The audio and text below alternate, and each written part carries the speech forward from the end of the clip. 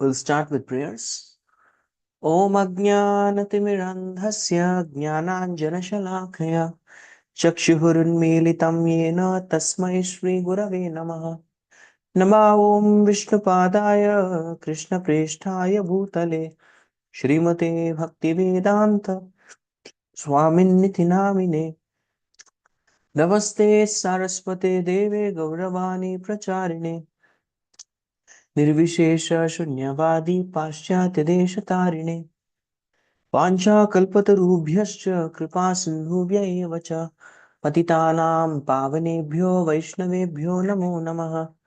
Jai Shri Krishna Chaitanya Prabhu Nityananda Shri Advaita Gadadhara Shri Vasadi Gaura Bhakta Vrinda Hare Krishna Krishna Krishna Hare Hare Hare Rama Rama Rama Hare Hare. Mukam karoti vachalam pangham langhayate girim yatkripātamaham vande paramananda madhavam Shri Chaitanyamishwaram Shri Gurum Deenatarinam.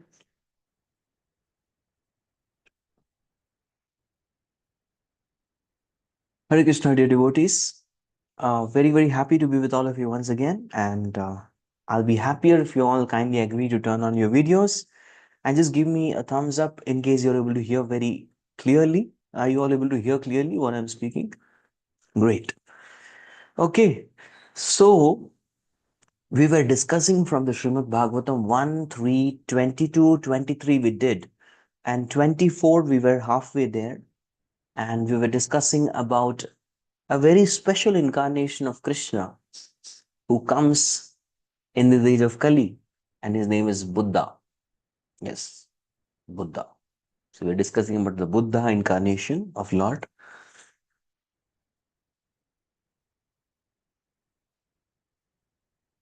So here we go.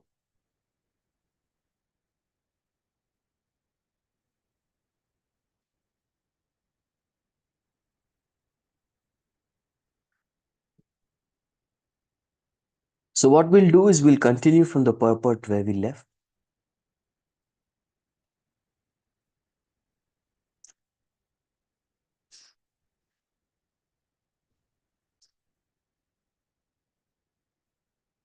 We will start from here. So devotees, although understanding very clearly that Buddha is an incarnation of Krishna, however, still do not accept Buddha.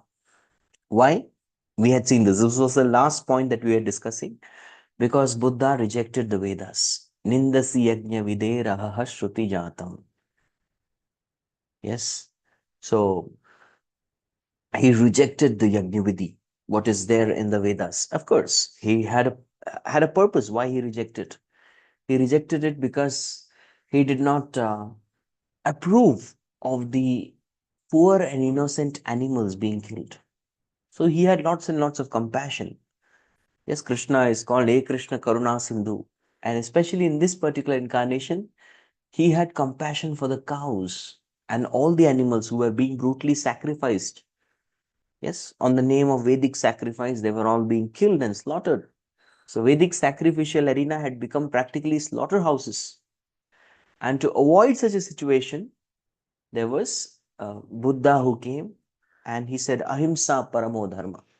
The supreme dharma is ahimsa or non-violence. And that's how it is. Of course. Now, if you look at from our perspective, ahimsa is not paramo dharma. Yes, ahimsa automatically is natural for a person who becomes Krishna conscious. For example, we see so many devotees, they were eating meat before coming to Krishna consciousness. Yes or no? Have you seen such examples? They used to eat meat before coming to Krishna consciousness. And as soon as they come to Krishna consciousness, do they start, what happens? What does it mean? It's very easy for devotees to give up meat eating. You notice this? It's very easy to give up meat eating. People give up. How much time does it take? Hardly any time. Have you seen any devotee coming and telling, oh, we cannot hear you, Prabhuji, you're muted? Right? Before, okay, it might be in the beginning. Okay, fine. That was purposely, deliberately muted. so that you don't hear me. Okay. So giving up meat eating is very natural and very something that happens very naturally, very organically. Anybody who is coming to Krishna consciousness automatically becomes a vegetarian, doesn't like to kill animals, and that there is no struggle there. Have you ever seen some devotee telling Prabhuji, I'm so sorry, Prabhuji, please forgive me? So what happened? Prabhuji, I eat meat. I couldn't resist. Very difficult to see. In fact, devotees come and say, Prabhu, we are done with meat eating. No more. I gave up meat. I gave up tea, coffee, onion, garlic, done. It's very easy. That is very easy. What is difficult to give up is the lusty desires. That their struggle is there. Meat eating, nah. Yes. So many times people ask, Prabhu, when will this lust go? Old age doesn't necessarily guarantee that the lust will go away. Yeah. When will this go? So we give them this analogy. Just like, for example, you used to eat meat before and you used to feel some attraction whenever you're going through some particular place. Eatery used to feel attraction. I want that particular uh, item to eat. But now you don't crave for it. You're gone above it. Similarly, once your consciousness elevates, you will not even be attracted to the opposite gender. Yes, you'll not see sense object as sense object at all. That's the way we preach. So we give example of this material. So Krishna consciousness is so powerful that ahimsa is automatically practiced. And even if you see dharma, dharma has 4 legs. Who can tell me what are the 4 legs of dharma? Yes, in great detail, we're going to discuss in the Srimad Bhagavatam, 1st canto, 17th chapter. But still, I want to ask you all, let me see. How many of you are aware of the 4 legs of dharma? These are the 4 pillars or the foundation of dharma. Dharma, artha, kama, moksha are called as 4 purusharthas. They are not the 4 legs of dharma. Okay, truthfulness, satyam. Very good. That's 1 leg of dharma. Second one is cleanliness. Yes, saucham. Correct.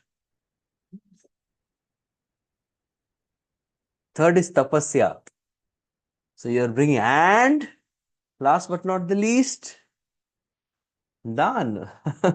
No, ahimsa, compassion. How you want a very easy way to remember it? A very easy way to remember it is we call it the catch formula. Yes, if you practice this, you will be able to easily catch Krishna. What is that? C for compassion. That is ahimsa. A for austerity, which is tapasya. T for truthfulness, which is satya. Again, one more C for cleanliness, saucha. And H for? What is H for, Prabhu? Anyone? What does H stand for? Without this H, you will not be able to practice this 1, 2, 3, 4 properly. What is that H? The most important H to catch Krishna. Yes. Humble.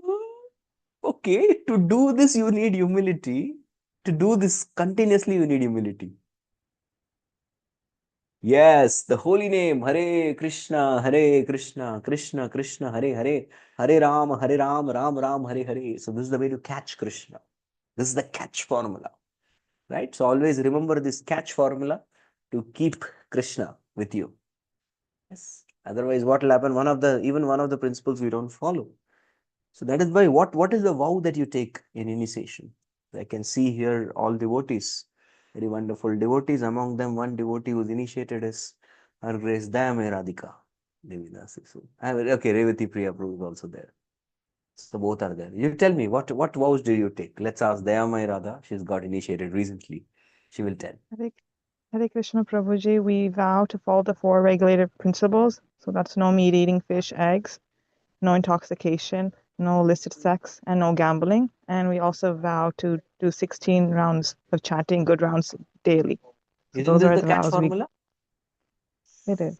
Yes. So no meat eating. What is that? Oh, we'll follow the principle of compassion. No gambling. We will follow the principle of truthfulness. Yes, so truthfulness we'll follow. And no illicit sex. Oh, we'll follow the principle of cleanliness. Yes. And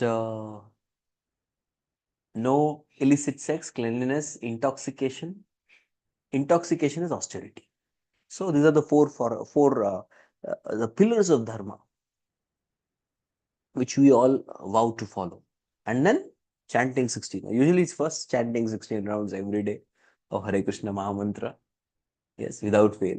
This is the first vow. And then we take the fourth. This is the catch formula. Because this is the only vow taken. We don't take any other vow because this is the procedure given to us by the Guru Shishya Parampara. If we do this, we will get Krishna. In fact, you will get everything. Yes, if you get Krishna, you get everything. Somebody has desire, Prabhu, we want to preach all over the world. What does Prabhupada say? To preach all over the world, what do you need to do? We need to chant 16 rounds of Hare Krishna Mahamantra and we need to follow the four regulative principles. If we are doing these two things, we have the power, we have the adhikar, we have that qualification, we have whatever it takes to preach all over the world. So we have that power. Let's continue the purport. Excuse me.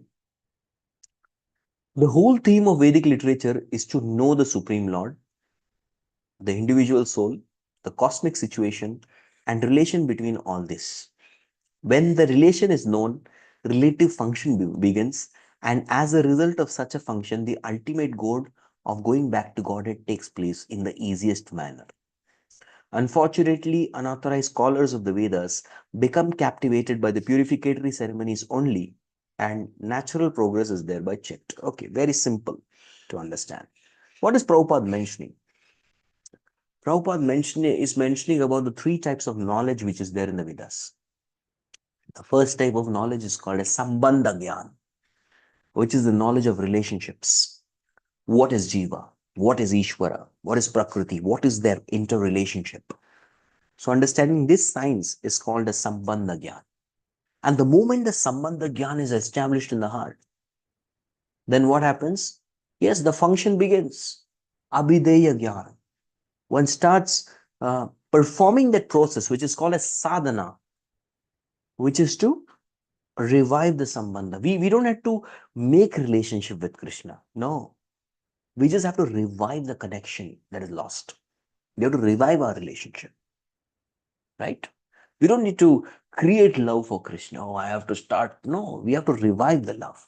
It's there. Everything is there. Nitya Siddha Krishna Prema Sadhya Kabunoi Shravadadi Shuddhi Chitta Kore Uday. So we have to revive it. It's a process of revival. Right? And the third, going back to God, Prayojana. We become loving devotees of Krishna and then we enter. Love is the prayojan, where we enter the abode of God. We go back to Godhead and there we serve Krishna in our Swarupa Deha. Yes, in our spiritual body, Siddha Deha.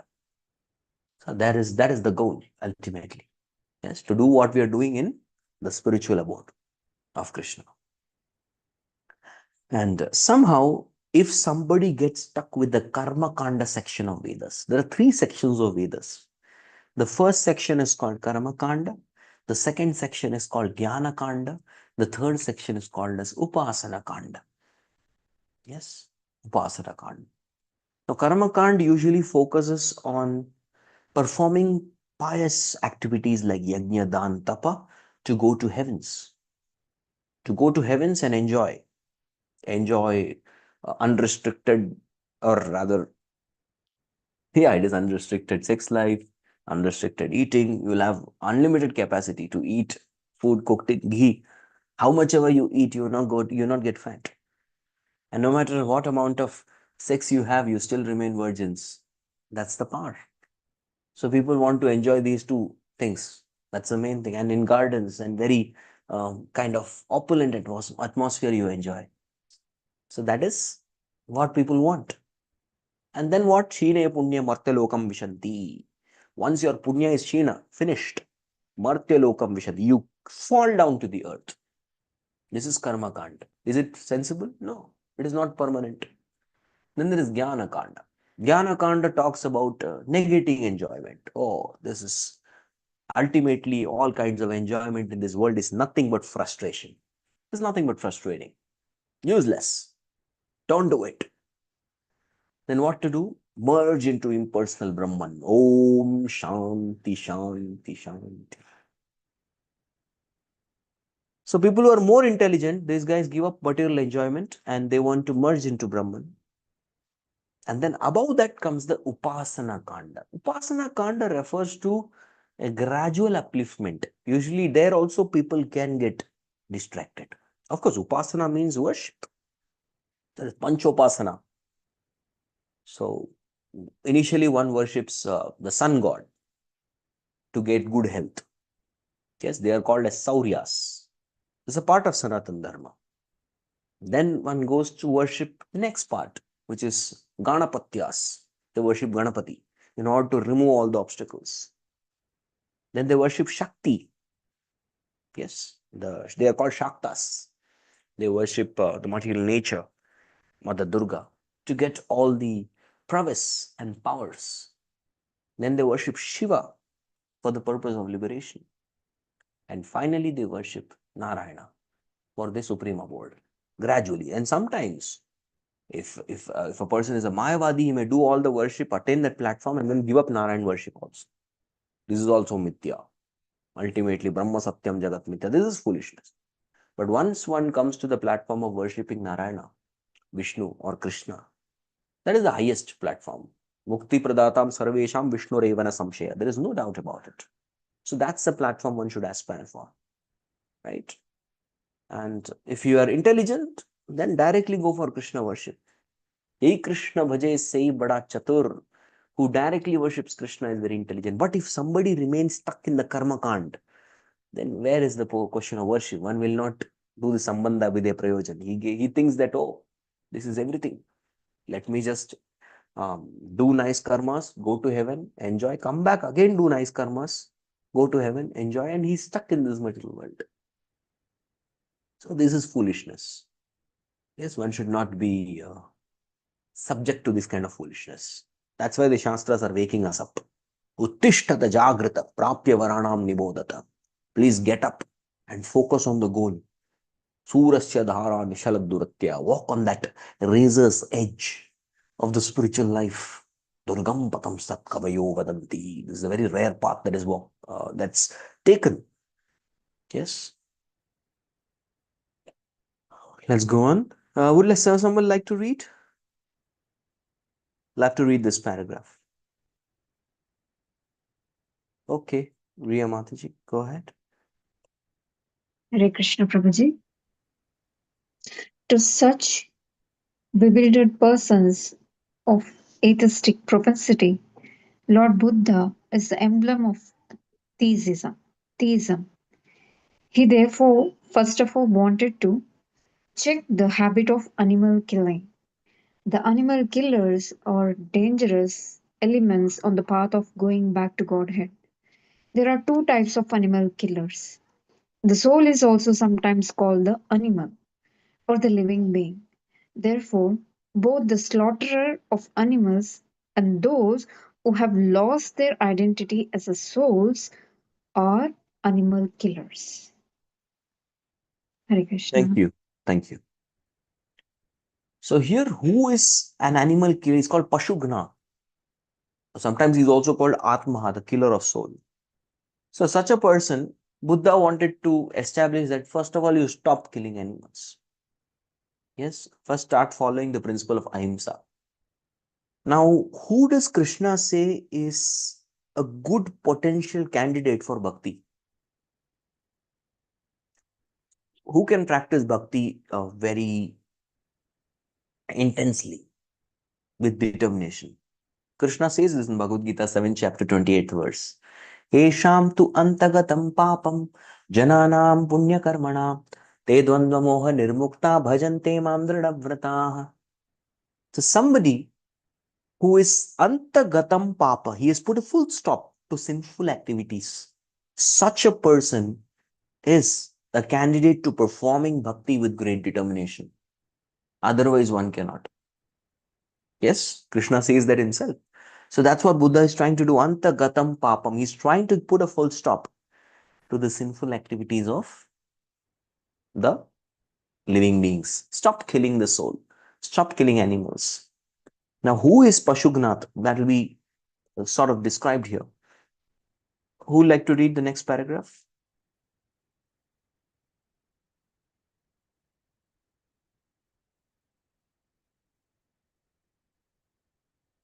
Okay. Sachidanand Prabhu. I'll highlight that section, you can read.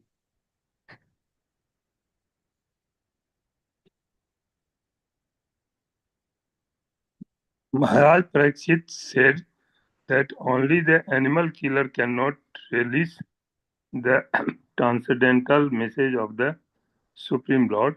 Therefore, if people are to be educated to the path of Godhead, they must be taught first and foremost to stop the process of animal killing in both senses. Mentioned above, it is a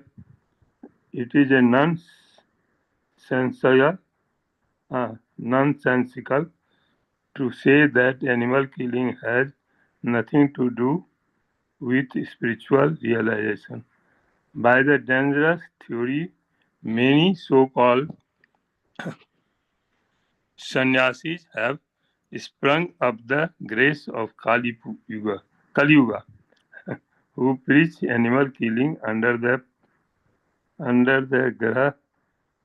graha of the Vedas.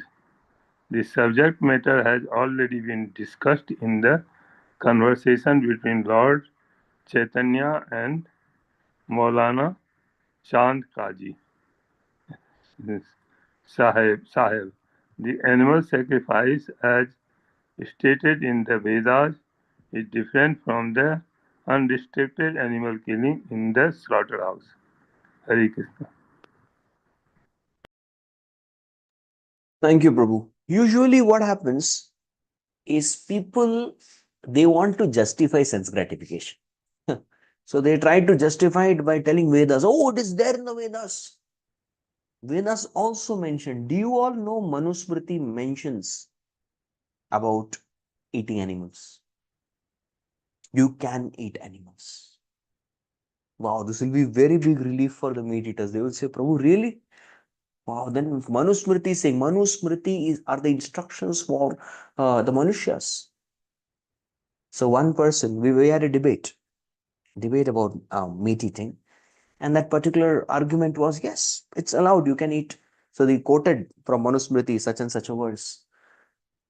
But we need to also understand whenever there is a text in the Shastras, there's also a context. So I told this person, okay, you have read one verse, you found it, you are in ecstatic joy because you can eat animals now. Please read the next verse. And the next verse that followed immediately said, yes, you can eat, provided like a wild animal, you pounce on the prey, kill it with your teeth, just like a wild animal, and then you eat it raw. Then there is no problem. Hare Krishna. This was deadly for him. That means if your consciousness is that of a wild animal, you are preparing, you are determined. Prabhu, next life I want to be tiger. Next life I want to be a lion, cheetah, leopard, whatever. Any kind of wild animal. One is anyway determined. He's preparing, that's his goal of life. Next life I want to be that. Okay, so be it. Start being that from this life. But there is a way to eat. And even there is a method by which there is a sacrifice that is performed. And that sacrifice has very clear mantra of Mamsa. It's basically Mas. Why is Mas called Masa? Why is meat called Masa? There's a reason for that. Now there is Shastra. I'll show you the shloka. Hare Krishna, Krishna Krishna, Hare Hare. Hare Ram, Ram Ram, Hare Hare. Hare Krishna, Krishna.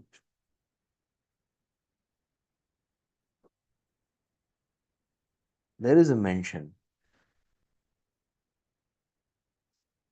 Why Masa is called Masa? Mahabharata says that.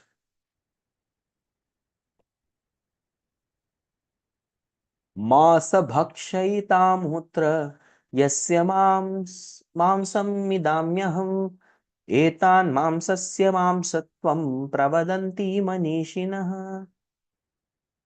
So, an intelligent person knows this. Yes, pravadanti. This is what he speaks also. He preaches. What does he preach?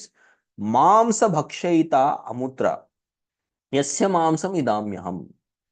Yes, I am eating the meat of such a person in this life. Yasya mamsam idamyaham. Next life, that person, that mams, that meat will eat me. The person who's having, the soul who's having that particular body will eat me. Etan mamsasya mamsatvam. So I will become mamsa for that person, and this perpetually will continue. Pravadanti manishinaha. This is the philosophy of the preached by intelligent souls, and it's fact. So you get into a very dangerous cycle where you're signing a contract. Both of you are signing. This life, I am eating you. Next life, you eat me. Now, a person who understands this philosophy, will he ever indulge in animal killing and meat eating? Absolutely not. No, no, no, bro. I don't want to. And we see the example of Mrigari, Narada Muni. He saw that he was half killing all the animals, mercilessly, violently, cruelly.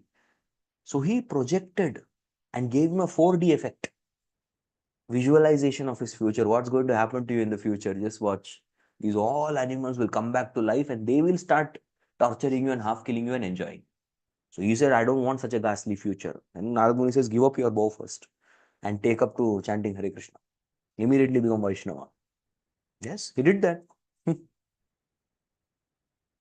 Correct. So that's what is mentioned. Okay, we have huge. Oof. We want to conclude today. Okay, I'll read.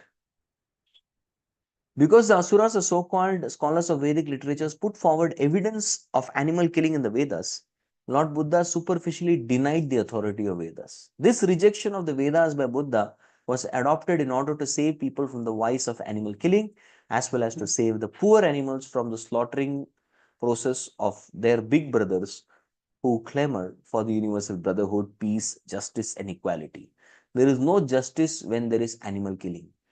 Lord Buddha wanted to stop it completely, and therefore his cult of ahimsa was propagated not only in India but outside the country also. Imagine there are parents and there are two siblings. One is elder sibling, one is younger sibling. The parents tell the elder sibling, what is the duty? Usually when parents are going out, leaving the two siblings together, what do they say?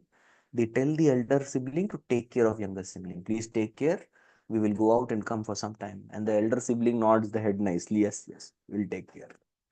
And now the parents come back from outside. Yes. And they're able to see only one child. Where is the second child? Second child, oh, he was causing a lot of problem, botheration. So I cut him and ate him. Finished. Will the parents be happy? Very good, my child. Very good. You ate. No, will not be happy. Similarly, the most evolved in consciousness is the human beings. And that is why it is Grihastha Dharma. A Grihastha has a duty to feed all the animals and creatures around also. Yes, you see, that's why a home, they have nice water body so that other birds can have and come and take water. They give grains to the other birds. Once something is cooked, they go and keep it outside so that even the animals can eat. Even Prabhupada's father, Gaur Mohan De, he was a cloth merchant and he would always keep some food for the rats of the shop. Yes, so that's the Grihastha Dharma. Feed everyone. They're supposed to take care of other creatures and feed them also. That's the right consciousness. Not that they kill and they eat the other creatures. It's like that elder sibling eating the younger sibling just because the latter is a weakling. I'm strong. No, that's thorough exploitation. Continue. I'm going to read fast. Technically, Lord Buddha's philosophy is called atheistic. Yes. Because there is no acceptance of the Supreme Lord and because that the system of philosophy denied the authority of Vedas. Very simple. But that is an act of camouflage by the Lord. Lord Buddha is the incarnation of Godhead. As such, he is the original propounder of Vedic knowledge. He therefore cannot reject Vedic philosophy, but he rejected it outwardly because of the Suradvisha, or the demons who are always envious of the devotees of Godhead, try to support cow killing or animal killing from the pages of Vedas, and this is now being done by modernized sannyasis. Lord Buddha had to reject the authority of Vedas altogether. This is simply technical, and had it not been so, he would not have accepted an incarnation of Godhead, nor would he have been worshipped in the transcendental songs of the poet Jayadev. Jayadev Goswami, who is a Vaishnava Acharya. Lord Buddha preached the preliminary principles of Vedas in a manner of suitable time, place, and circumstances. And also, so did Shankaracharya in order to establish the authority of Vedas. Therefore, both Lord Buddha and Acharya Shankara paved the path of theism, and Vaishnava Acharya, specifically Lord Chaitanya Mahaprabhu, led the people on the path towards realization of going back home, back to Godhead. Yes. So, all these things happen very gradually. Jayadev Goswami is an Acharya who appeared almost 600 years before Sri Chaitanya Mahaprabhu. And he wrote this very famous Gita Govinda. In fact, Jagannath Ji's clothes contain prints of Gita Govinda in Odia. That's how Jagannath wears. It's so dear. And without Gita Govinda, Jagannath will not rest in the night. Of course, he doesn't rest. He gives darshan to devatas. But yes, that's how it is. Gita Govinda is a very, very amazing literature. And from Gita Govinda of Jayadev Goswami, there is with this very famous Dasavatar Stotram. So in that, the ninth incarnation is Buddha, which is mentioned. When Buddha was necessary, why to reject the Vedas? Shankara was necessary to bring the Vedas. Yes, then Ramanuja and Madhva were necessary to teach properly what the Vedas teach. And finally, Sri Chaitanya Mahaprabhu to give practically what to do after studying all Vedas, how to surrender. Yes, that he taught. So very gradual and systematically, we see that from rejecting the Vedas for the purpose of becoming totally non-violent, and to the point of the highest platform of prema in the mood of Srimati Radharani. That is the highest. So from lowest to highest, everything was given very systematically to everyone. In fact, Ramanujacharya once got the darshan of Sri Chaitanya Mahaprabhu in his dreams. And he was very eager. I'm going to go and tell all the followers. Krishna said, stop. I'll personally come myself and I'm going to give this path. You do your part. You play your role. Don't do my job. He told him like that. And how gradually Madhavendra Puri in the Brahma Madhva Sampradaya introduced the worship of the divine couple. Previously, there was only worship. Lakshmipati Tirtha, worship was only of Krishna. Then he introduced the worship of Radha and Krishna, the Gopi Bhav, the concept. And then Sri Chaitanya Mahaprabhu took it to the next level. Okay, let's go ahead. We are glad that people are taking interest in the non-violent movement of Lord Buddha. But will they take the matter very seriously and close the animal slaughter altogether? If not, there is no meaning to Ahimsa cult. Yes. Ahimsa cult means go to the point of saving the cows. Because Krishna is Namo Brahmanya Devaya Go Brahmanya Hitaya Cha Jagat Hitaya Krishnaya Govindaya Namo Namah.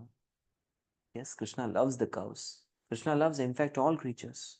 They're all his children. Sarva Yonishu Kaunteya Murteya Sambhavantiya Tasam Brahma Mahadyoni Raham Bija Pradapita. Krishna is a seed-giving father. So with this particular knowledge, then this is the real universal brotherhood. Right? Not that we love human beings and kill the chickens, we kill the goats, slaughter the cows. This is not. This is violence. And when such violence is caused, then the material nature attacks all the human beings very brutally. You're slaughtering my children. Now you have to face Adi Daivika Klesh, the miseries caused by material nature. Why the miseries caused by material nature increases? They increase because of killing of innocent animals. Yes, that's why the Adi Daivika Klesh, miseries of material nature grow. This happens. Last paragraph. Srimad Bhagavatam was composed just prior to the beginning of Kali. about 5,000 years ago. And Lord Buddha appeared about 2,600 years ago. Therefore, in the Bhagavatam, Lord Buddha is foretold. Such is the authority of this clear scripture. There are many such prophecies and they are being fulfilled one after another. They will indicate the positive standing of Srimad Bhagavatam, which is without any trace of mistake, illusion, cheating, and imperfection, which are the four flaws of all conditioned souls. The liberated souls are above these flaws, therefore, they can see and foretell things which are to take place on distant future dates. Yes, so this is Bhagavatam. Bhagavatam is called as Apaurushiya. Paurushiya means what? Paurusha means human beings. And human beings, or any, for that matter, conditioned soul, has four defects: imperfect senses, tendency to be illusioned, tendency to commit mistake, and cheating propensity. Yes. Karana Patva, Brahma, Vipralapsa, and these faults, which are the four faults. So these scriptures, Bhagavatam is beyond the fault. That's why it's predicting. You go to the 12th canto, 2nd chapter, the entire Kali Yuga is predicted. Yeah. 5,000 years back, Bhagavatam was written down. Yes, it was spoken publicly in this gathering, and we see that many predictions have come true. Even Kalki is predicted, who's going to come next. Yeah, that's the next incarnation we're going to see. So the whole point is Srimad Bhagavatam has stood the test of time. That's what Prabhupada is telling here. Stood the all scriptures stand the test of time, not that they have been changed. Oh, sorry, this incarnation could not come, so we are going to update a little bit. We are going to make some changes. No changes. Truth is something that never changes. That's the truth. On the other hand, scientific world, there's something called Hubble's constant. And this value of Hubble's constant has been changed 3 times already. Is it Hubble's constant or Hubble's variable? We see the newspaper. That news is continuously changing. Yeah, so this political situation is changing. Yes, a country's economic situation is changing. Yes, in fact, countries are changing. Yes, now this country doesn't exist. It's been colonized by this country. Yeah, everything changes. Yes, truth is something. This is not truth. But people yet, they are after all this news. But we should actually be absorbing Srimad Bhagavatam, which never changes. All right, I would like to officially conclude here. And I'm most grateful to all of you, but I'm open to having questions. If you have questions, we can have. Officially, I conclude here. And those who want to hear questions and answers, they can stay back. Yes, Sir Grace, Dhyamaya Radha Devi Dasi. Hare Krishna, Prabhuji, thank you for this wonderful class. I do have 2 questions, but I'll ask you one, and if time permits, I'll ask you the second. My first question is, Prabhuji, could you please clarify if Lord Buddha, the incarnation of Lord Krishna, is the same as the Buddha worshipped by the Buddhists in the current times? Because I've heard they are different. Could you clarify if this understanding is correct? Because I actually have a Buddhist coworker, and she's told me that there's 2 different streams of Buddhists, one that eats non-veg because they beg and they eat whatever is offered, the other one that's pure vegetarian. And here we're saying the philosophy that Buddha, Lord's incarnation, he brought was ahimsa, so non-killing. So is it different than what's being practiced currently? Yes. We need to understand that Buddha, who's mentioned here, is born in the place of Bodh Gaya. Yes, his mother's name is mentioned, his father's, he's Anjana Putra. He's different from the the personality who was the Prince Siddhartha. Yes, who later on became Gautam Buddha, because Prince Siddhartha was born in Kapilavatsu. Yes, that's in Nepal. So he's different and this is different. So there is a time gap of almost 200 years. So Siddhartha followed Buddha and became Gautama Buddha. And further, after another 200 years, there was another Buddha who was very famous in the Chinese tradition, who they eat meat. Correct. They are the meat eaters there. Correct. They are not actually following the principle of Ahimsa Paramo Dharma. That's the basic. So that's another Buddha altogether. They are into some kind of mysticism and penance and meditation, but yeah, they take meat because it's offered. They offer it and take meat also. So all 3 are different. So the incarnation of Krishna is who? The Buddha from Bodh Gaya. Got it? And Gautam Buddha from Kapilavatsu came to Bodh Gaya, and there he attained Bodhisattva. He became much more popular. So people do not know. Many times people think that the Buddha incarnation and Gautam Buddha is the same. It's not. They're different. Okay. And the Chinese tradition Buddha who takes the non-veg, drinks blood is altogether different. Yes. Thank you, Prabhuji. Your name is also Siddharth before initiation, Prabhuji. Yes.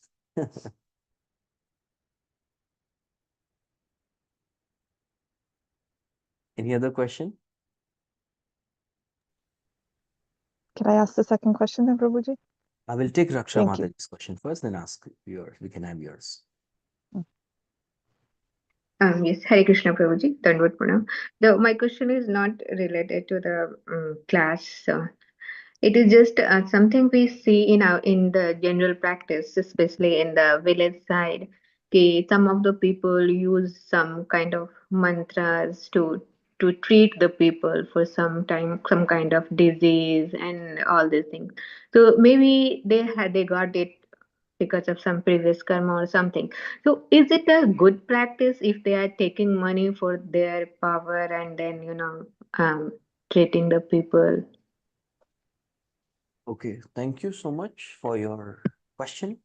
Yes, mantra power is there. For example, Prabhupada mentions about one of the government officials, British times, there was a snake who had entered into a British building, officials, and one of the officer was bitten by a snake. And no matter how much the doctors tried, because when snake bites, first thing that happens is one goes unconscious for some time. And in that unconscious state, what happens is the poison spreads. That's why when snake bite happens, they wake up. Please talk to me, don't sleep. They wake up the person.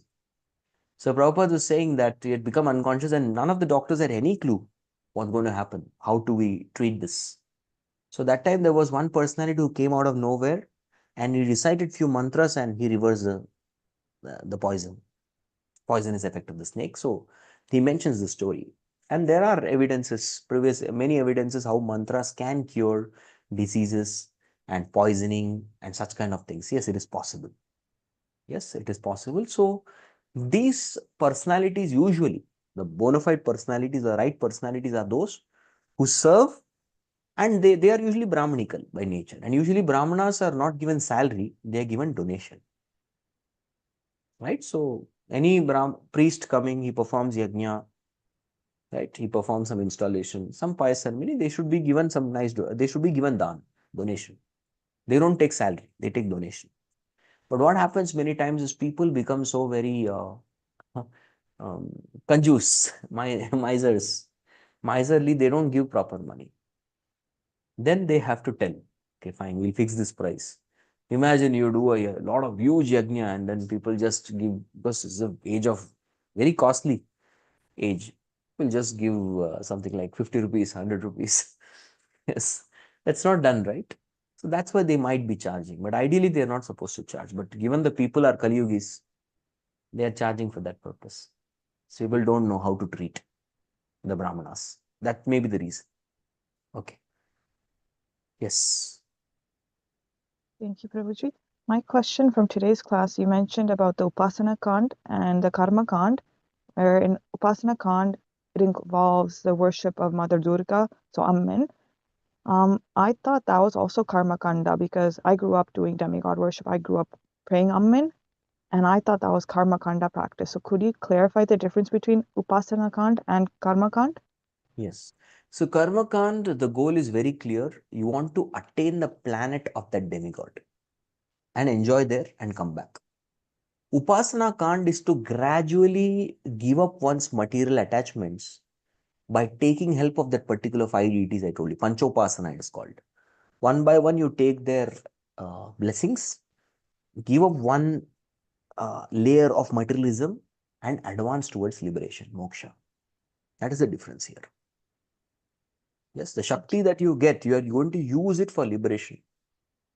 In case is a Upasana Kand. But the other Shaktas, they do Karma Kandi Shaktas, they want Shakti for increasing their material opulence. That's the difference. Right? Even Karma Kandis worship Shiva. Why? Because he can give you a very good wife, good husband. Yes, the good girls, they go to Shiva. They want good husbands. Yeah, that's a Karma Kand worship. But going to Shiva for the purpose of liberation, yes, that is Panchopasana worship. The objective is different. And the type of worship also is different. Is it okay? Yes, that means we can jump from Karma Kand to Bhakti Yoga. We don't need to do the other ones. Oh, Because I there is don't think I ever did absolutely the other no ones. time to waste. A person who is intelligent will directly pick up and start chanting the holy name. The person who has chanted the holy name has completely read all the Vedic scriptures. Yanyama deha shravananu kirtana dyapravanadapya smaranatapi kvachid swadopi sadhya savanaya kalpate putak punaste bhagavan no darshana. So, person who has taken the holy name, he has chanted the holy name on the tongue, he has performed all charity, yajna, dan, tapa, karma kand, everything is done. He's perfect, perfectly situated. He's done all that. He's reached the conclusion. Okay. Thank you. So thank you all dear Hare Krishna. devotees. And I would like to thank each and every one of you for coming and being a part.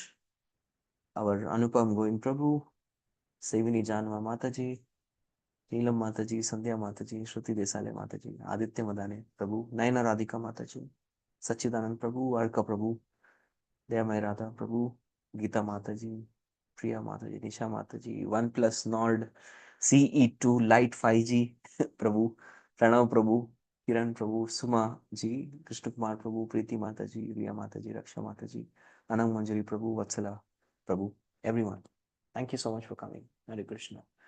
Srila Prabhupada ki jai, Grantraj Bhagavatam ki jai, Nitai Gaur Premanande, Hari Hari Bol. Thank you all very much.